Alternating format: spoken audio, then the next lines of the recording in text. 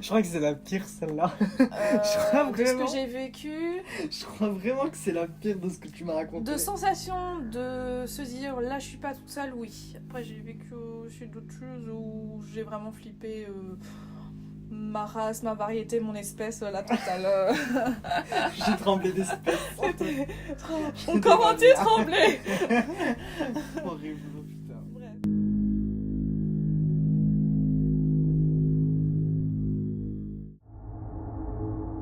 Deuxième ressenti où là je me suis dit vraiment ok je suis pas toute seule. Alors moi j'étais dans une boutique, je travaillais, j'avais 16 ans. On avait une espèce de réserve un petit peu plus loin, c'était à Grenoble.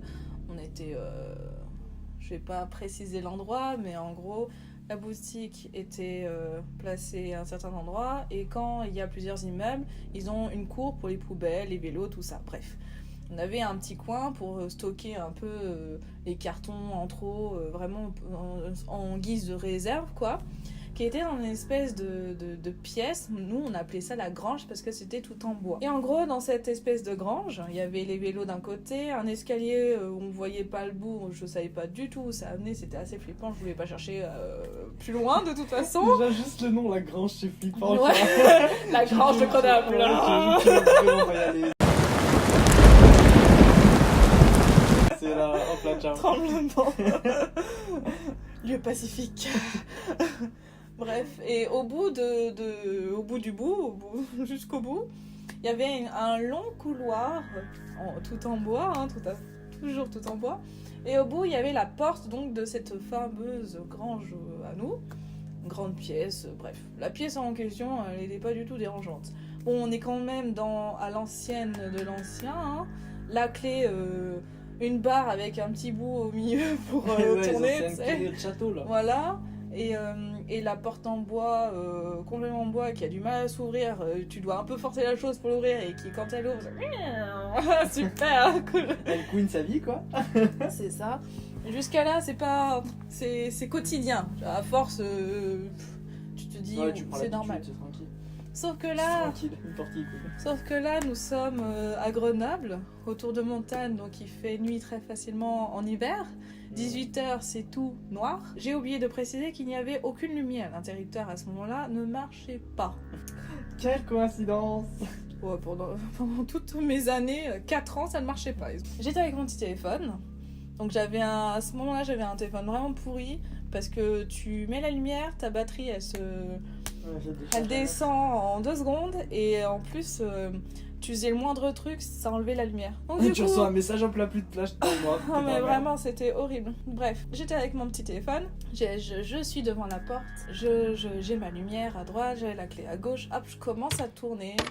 Donc comme d'habitude ça a du mal. Et là, j'ai oublié de préciser aussi une chose, c'est que il y a le couloir, il y a ma porte en face et à gauche il y a, on va dire, une porte invisible dans le sens où il y a une pièce, mais il n'y a pas du tout de porte. La porte, je sais pas, elle a disparu. C'est une porte invisible. Une porte invisible, voilà. Donc tu voyais sans voir ce qui se passait à ta gauche parce que t'as une pièce qui est tout à fait visible parce que t'as pas le choix, t'es obligé de passer devant pour aller... parce que c'est juste à côté de la porte, tu vois. Et à ce moment-là, je tourne... Et là, je sens comme un vent froid. Mais c'est pas un vent, c'est vraiment une sensation de fraîcheur, de froid. Quelque chose qui passe à côté de moi, très très froid. Je suis passée, je sais pas moi, dire de 18 degrés à 5 degrés, mais à côté de moi. C'était comme si quelqu'un passait à côté de moi et qui m'a complètement refroidi. Ça m'a... Ah ouais, non mais je me suis sentie paralysée en fait. J'ai senti ça à côté de moi. J'avais froid. J'avais peur, j'étais en train de paniquer à l'intérieur de moi parce que je savais pas ce qu'il fallait que je fasse. Et surtout, j'ai senti comme une main qui s'appuyait sur mon omoplate gauche, comme pour me dire attends. Tranquille cousine, t'inquiète, t'as le temps. Attends, reste avec moi.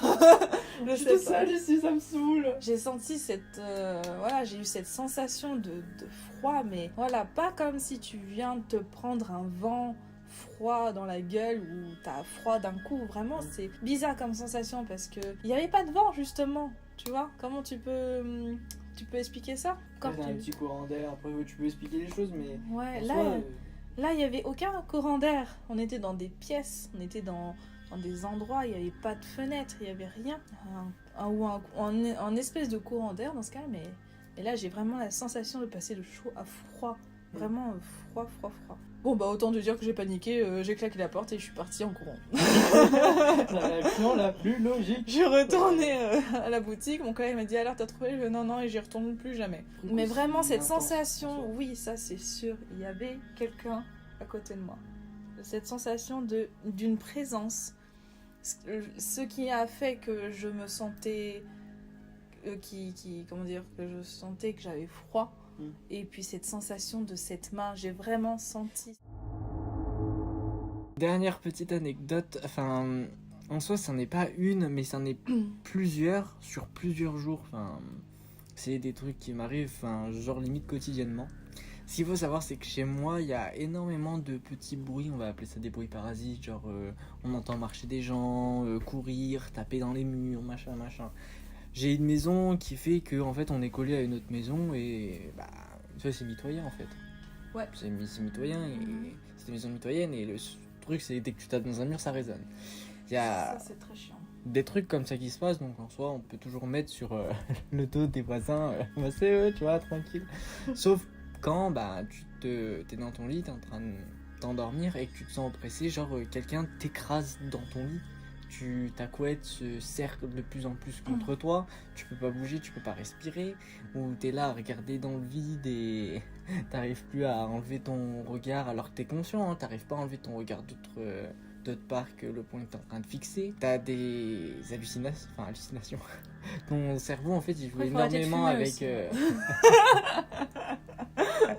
Mais ce que je veux dire c'est que le cerveau fait... pas tout pour nous mettre un peu dans un état Des fois on aime se faire peur, ouais, mais on aime se faire peur, mais non, il y a vraiment des fois où je sens limite chez moi c'est tout est fermé, j'ai aucun courant d'air dans ma chambre, j'ai une fenêtre qui est à côté de mon lit mais tranquille, elle est fermée, il y a rien qui passe, tout ça, et des fois je sens en fait je dors dos contre ma fenêtre et en fait si tu veux je sens des souffles mais là dans mon cou.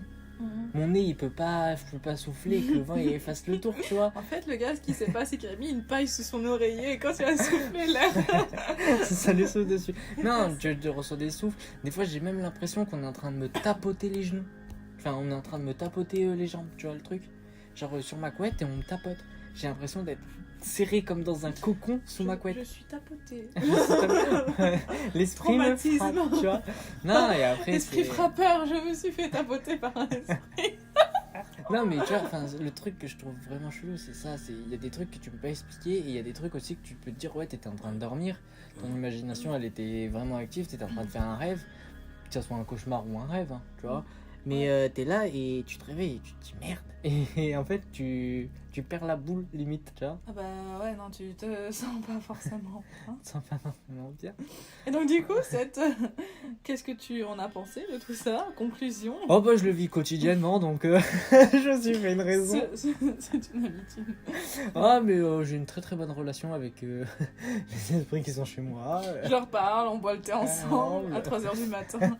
Tranquille, on regarde la télé, des petits épisodes, tranquille, des vidéos sur YouTube. On regarde les nôtres. On fait des cris.